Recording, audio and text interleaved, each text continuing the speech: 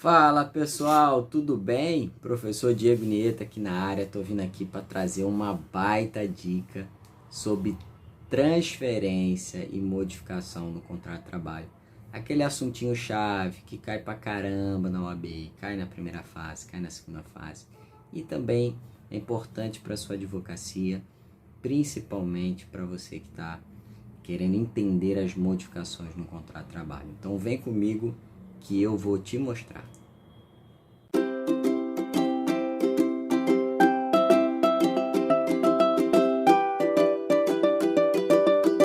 Bom, pessoal, tudo bem? Vamos lá. Vamos falar de transferência e modificação, um assuntinho que tem a ver com alteração do contrato de trabalho. O contrato de trabalho, ele é algo extremamente dinâmico, né? De trato sucessivo, de trato continuado, de relação continuada. E a gente sabe que, em regra, não pode haver uma alteração contratual que prejudique o trabalhador direto ou indiretamente e que não haja um mútuo consentimento, está no artigo 468 da CLT.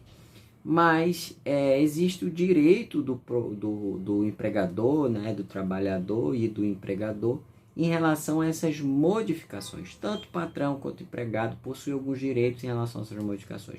É o que a doutrina chama de jus variandi do empregador, o direito do empregador variar itens do contrato, e jus resistente, direito do empregado resistir a eventuais mudanças. Então eu gostaria de falar hoje aqui sobre transferência e modificação. Isso é muito importante, cai muito na OAB, despenca. O que é a transferência? O nome já diz, transferir o trabalhador de uma praça, de um local de trabalho que ele exerce a sua atividade, para uma outra praça, para ele exercer a atividade dele no outro local de trabalho. Essa transferência, ela importa necessariamente a mudança de domicílio.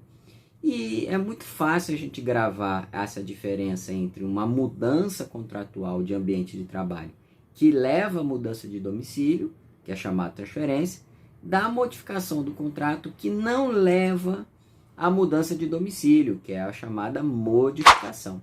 Olha como é fácil.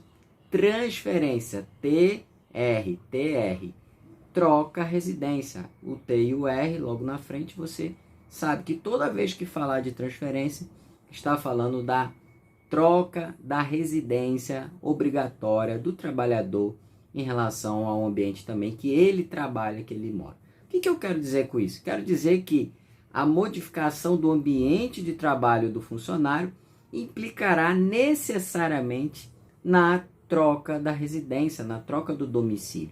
Então, o funcionário trabalha, por exemplo, em São Paulo e é transferido para o Rio Grande do Sul. Obviamente que ele vai ter que trocar a residência. Então, é uma modificação ou uma transferência? É uma transferência. Agora, o funcionário trabalha em São Paulo e ele muda a unidade dele de trabalho de um bairro para um outro bairro. Isso é transferência necessariamente? Não, isso é modificação.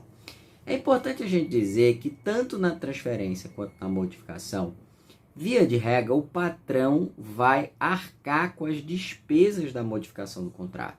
Então, se ele vai ter que se mudar, o patrão vai ter que arcar com as despesas da mudança, do transporte.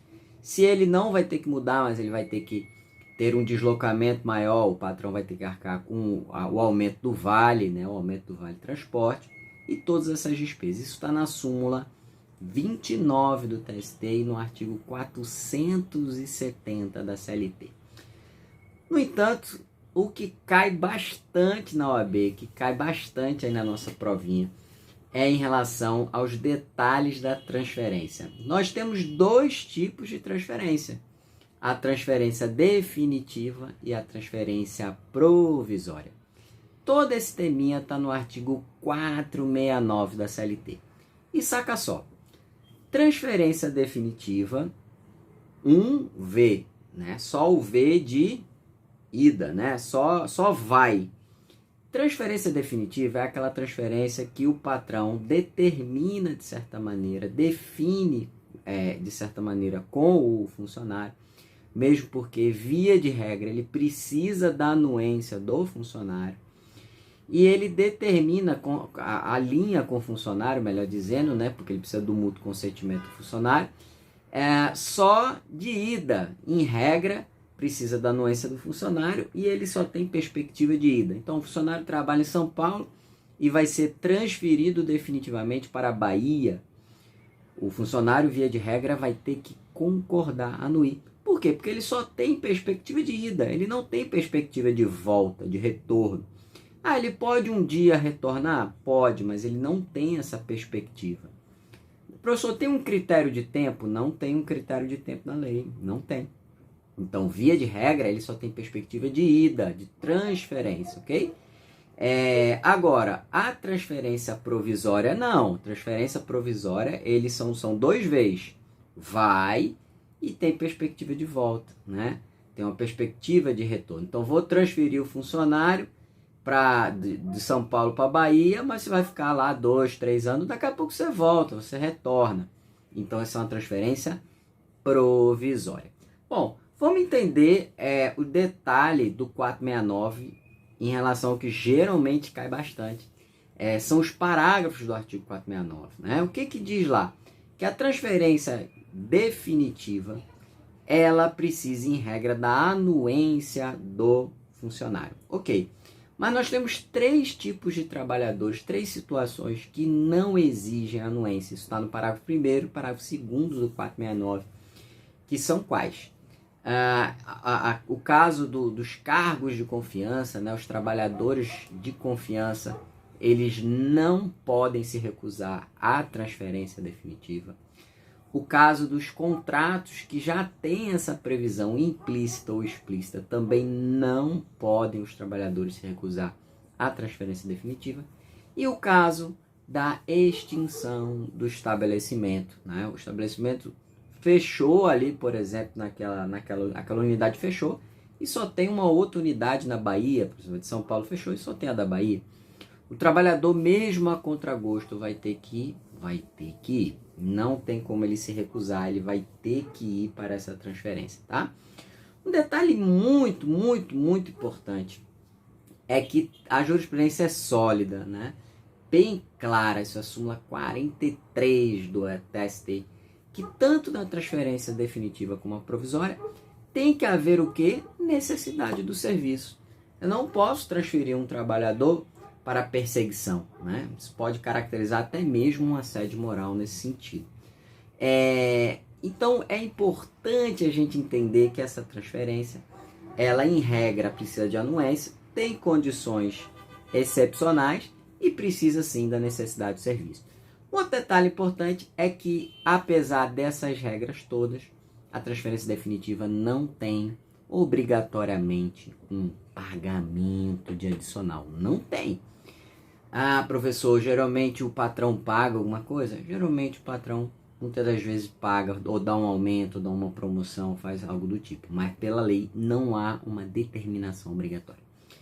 Mas vamos para a transferência provisória. Na provisória, o trabalhador tem direito sim. Primeiro, na provisória, o trabalhador, o patrão não precisa da anuência do trabalhador. Ele pode livremente, né, fazer a transferência no 2V, né, vai e volta, do trabalhador, e o trabalhador não pode se opor, vamos dizer assim.